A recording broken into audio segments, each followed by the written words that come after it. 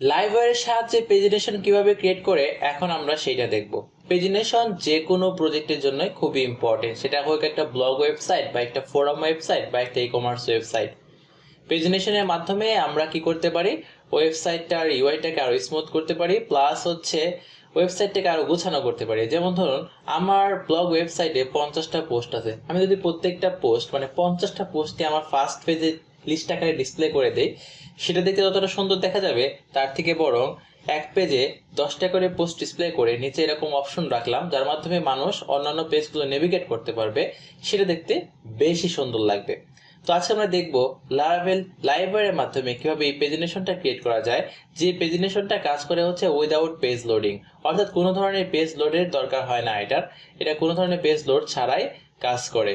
তো আজকে আমরা এটা দেখবো কিভাবে তৈরি করতে হয় লাইভওয়্যারের মাধ্যমে। ওকে, সো আমি এখন আমাদের মেইন প্রজেক্ট ওপেন করে নিয়েছি, যেটা আমরা কোড করব। ফ্রেন্ডস, এই লাইভওয়্যার টিউটোরিয়াল পার্টটা আপলোড হওয়া শেষ হবে বৃহস্পতিবারে। তারপরেই আমরা লাইভওয়্যার দিয়ে একটা প্রজেক্ট শুরু করব।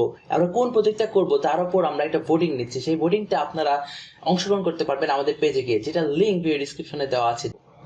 আমাদের প্রজেক্টটা দেখতে বর্তমানে এরকম আছে, যেখানে অল টু ডুসে সবগুলো টু ডু আমাদের এক পেজে ডিসপ্লে করতেছে। এখন আমরা যে কাজটা করব, এখানে আমরা 3টা টু ডুর পর পর একটা করে নতুন পেজ ক্রিয়েট করবো, অর্থাৎ পেজিনেশন করব হচ্ছে এক পেজে 3টা করে টু ডু ডিসপ্লে করবে। এবং সেটা করার জন্য সিম্পলি আমরা চলে যাব হচ্ছে অ্যাপ ফোল্ডারের ভিতরে থাকা লাইভওয়্যার ফিল্ড ফোল্ডারের ভিতরে থাকা ফার্স্ট কম্পোনেন্ট ডট পিএইচপি তে। ফার্স্ট কম্পোনেন্ট ডট পিএইচপি তে চলে যাওয়ার পর আমরা সিম্পলি যে এখানে রেন্ডার হয়েছে না অল টু ডুস, সেখানে আমরা লিখে দিব লেটেস্টের পরে গেট না লিখে লেটেস্টের পরে লিখে দিব হচ্ছে পেজিনেট। কি লিখবো? লেটেস্টের পর পেজিনেট লিখে দিব। এবং এখানে আমাদের পাস করতে হবে যে কতগুলো পোস্ট পরপর বা কতগুলো রেকর্ড পরপর আমাদের এখানে পেজিনেশনটা হবে। তো আমরা এখানে পাস করে দিলাম 3, অর্থাৎ 3টা পোস্ট পরপর পেজিনেশনটা হবে।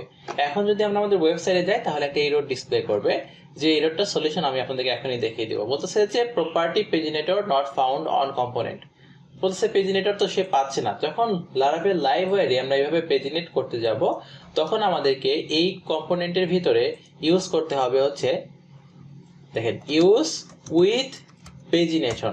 ওকে, ইউজ উইথ পেজিনেশন। আমরা যখন এই ইউজ উইথ পেজিনেশন করব, তখন আমাদের এই যে লাইব্রেরির ভিতরে এইভাবে পেজিনেটটা কাজ করবে। যে এমনি যখন আমরা লারাভেল দিয়ে করি নর্মালি কাজ করে, যদিও লারাভেলের পেজিনেশনে ডাইরেক্ট লারাভেলের পেজিনেশনে কিন্তু পেজ রিলোড হয়। ওকে, এখন যদি আমরা এখানে যাই রিফ্রেশে দেখবো এই এররটা চলে গেছে এবং এখানে জাস্ট 3টা টু ডু ডিসপ্লে করতেছে, বাট এখানে কোনো পেজিনেশনের লিংক নাই। তো নেক্সট আমাদেরকে যে কাজটা করতে হবে, এই রেকর্ডগুলো যে ফাইল থেকে ডিসপ্লে করতেছে ওই ফাইলে যেতে হবে, সেটা হচ্ছে first component dot blade dot PSP. এখানে আসার পর আমাদের এই যে ঠিক এই ইউআই এর পরে আমরা যে কাজটা করব, সিম্পলি আমরা এখানে আমাদের যে রেকর্ড থেকে ডাটাগুলো পাস হচ্ছে সেই রেকর্ডটা লিখবো, তারপর আমরা এখানে পাস করে দিব হচ্ছে লিঙ্কস মেথড। That's it.